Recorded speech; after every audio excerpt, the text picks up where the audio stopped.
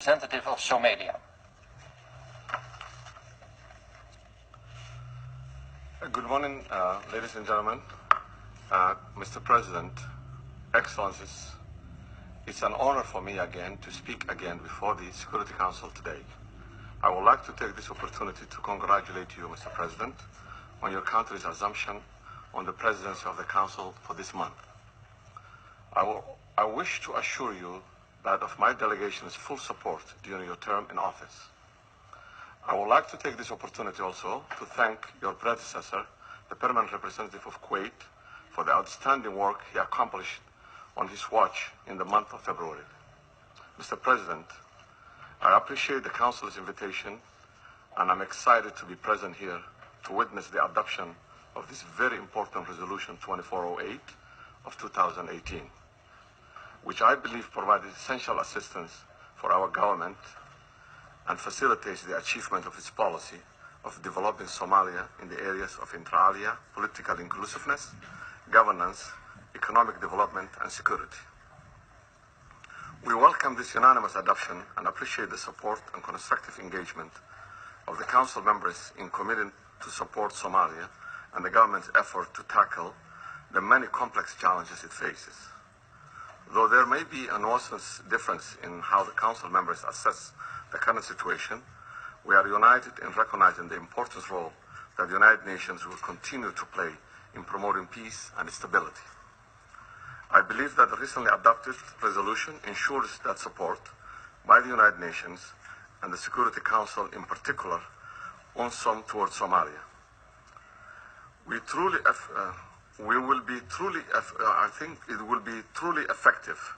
We're also confident that the Security Council, the international community as a whole, and other partners in the development of Somalia's future will adhere by what's clearly expressed here, that the current national reconstruction effort we're engaged in Somali Republic must be a Somali-driven and must be seen as a Somali-driven.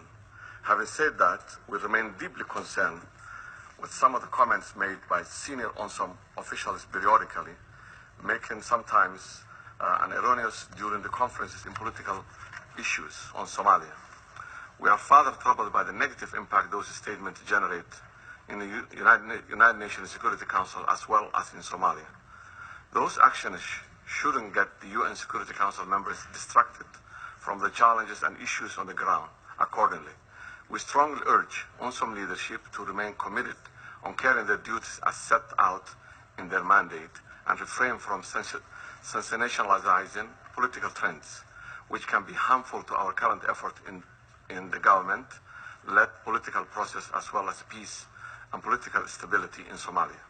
Mr. President, the Somali government will continue to be one that strives toward unity and works to enhance constructive dialogue in order to settle the outstanding issues between the federal government and all regional authorities. Nonetheless, we cannot abide any unconstitutional decisions taken by regional authorities, including northwestern region of Somalia, Somaliland, since such actions will undermine the unity, sovereignty, and territorial integrity of Somalia, which are all guaranteed under our Constitution.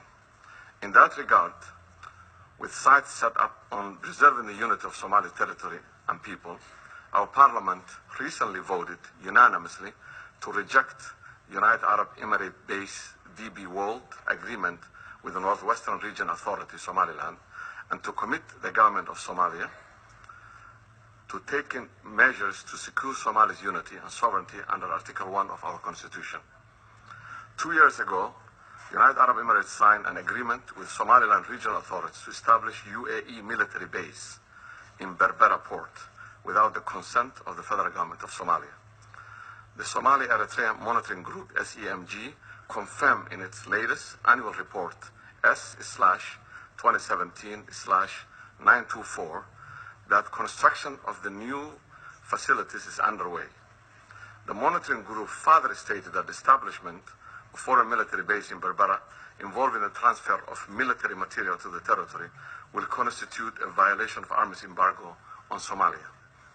This action is taken by UAE in Somalia are in clear violation of international law, the Charter of the United Nations, and the norms of international relations and international cooperation. Therefore, the federal government of Somalia calls on the Security Council to take the necessary steps in accordance with its mandate to maintain international peace and security, to put an end to those actions and ensure the implementation of its resolutions concerning Somalia.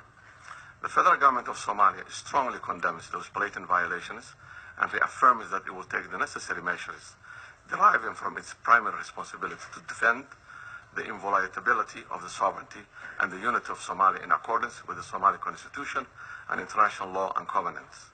To conclude, Mr. President, I cannot end my remarks without once again expressing to the Council's gratitude of the people and the government of Federal Republic of Somalia for the continued support made by the United Nations to preserve the sovereignty and territorial integrity of our country and to guarantee its peace and political stability. Thank you, Mr. President.